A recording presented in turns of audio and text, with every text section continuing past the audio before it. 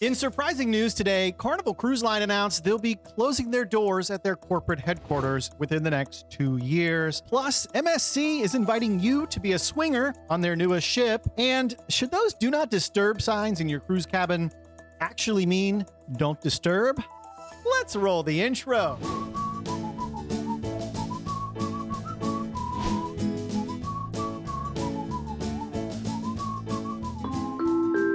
Hey, welcome to the Midships channel. It's your Captain Corey, and thank you so much for stopping by the channel today.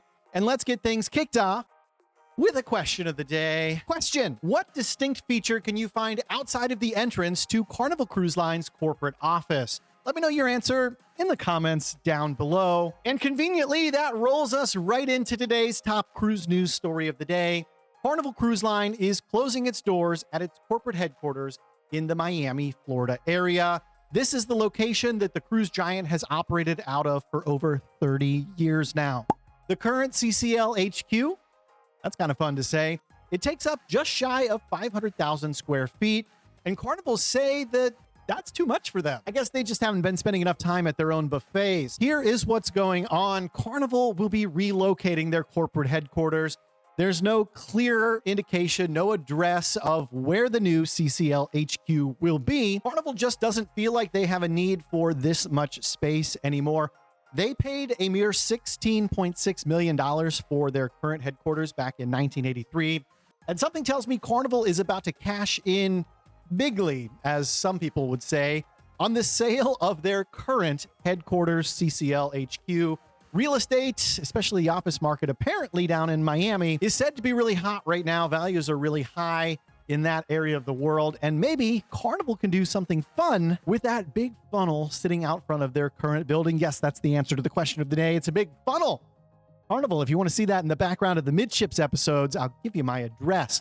And if you'd like my address as well, why don't you check out my address in the description down below, the one that says Amazon. It'll take you to the Midships Amazon store, and in there, you can find a great way to support my work without really doing anything other than buying some awesome cruise essentials for your next sailing on Amazon.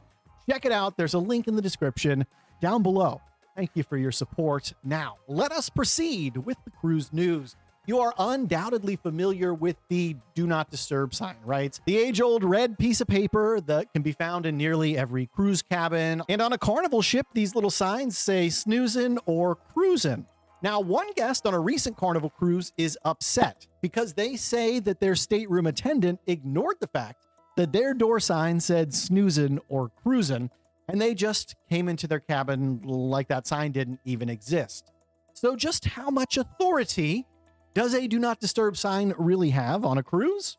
Well, this question, or a similar version of, was posed by a recent Carnival passenger to brand ambassador John Heald. The guest said, "How would you like it, John, if your cabin cleaner just walked in on you? Because our cleaner just walked in ignoring our Do Not Disturb sign. Is this how Carnival trains their workers?" And of course, John had the last word on this, like he typically does, saying that he checked in with the housekeeping manager on that guest's cruise, and it just so happened that this guest had left their snoozin' sign out, the Do Not Disturb sign, for over 24 hours, which means they invoked the wrath of Carnival's corporate policy, one that says we're going to kick in your door if we don't see or hear from you for 24 hours. Okay, they're not going to kick in the door. They're going to kick in your door along with their floor supervisor to do a wellness check. And this is not just a Carnival policy. This is a policy on most mainstream cruise lines. I have had these wellness checks, these knocks, quite frequently, as I am a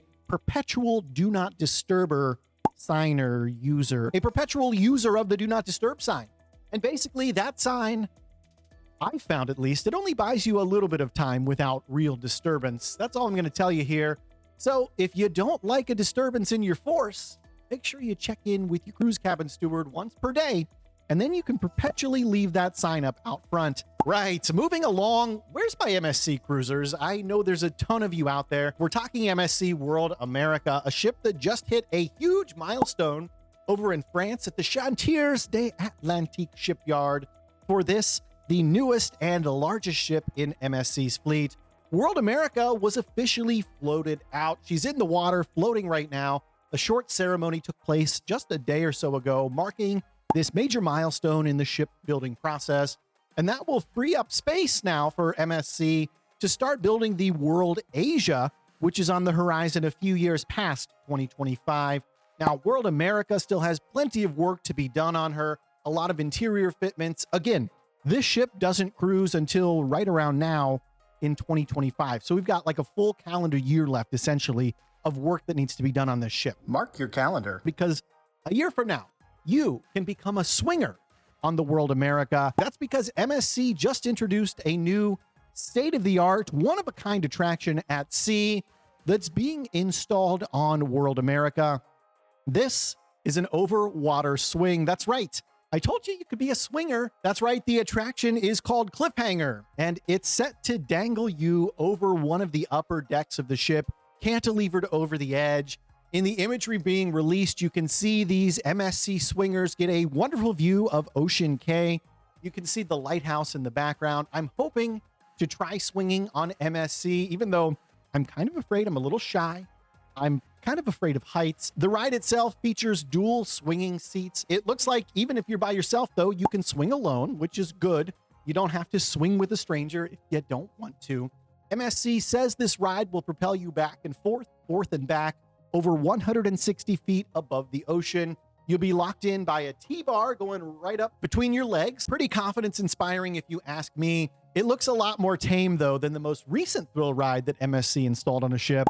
That being the Robotron, a ride which I had the pleasure of taking with my friend Jay from the Ship Life channel. Now, when Jay and I took that ride, he decided for me that we were going to do the extreme version. There's like 3 levels of intensity. Well, Jay picked extreme. I don't know. Have you ever watched those robotic bartenders on a Royal Caribbean cruise? That's basically the ride we had.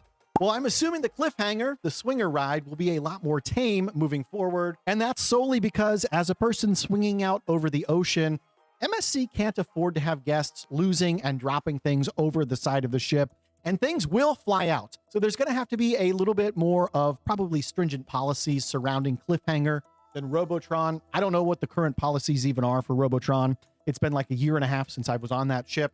Are you into swinging off the side of cruise ships?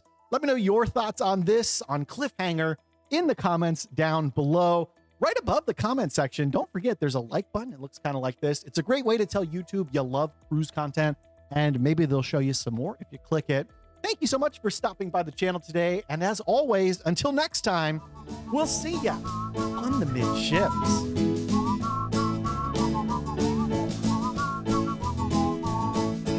La la la la la la la la la la la la la la la la la la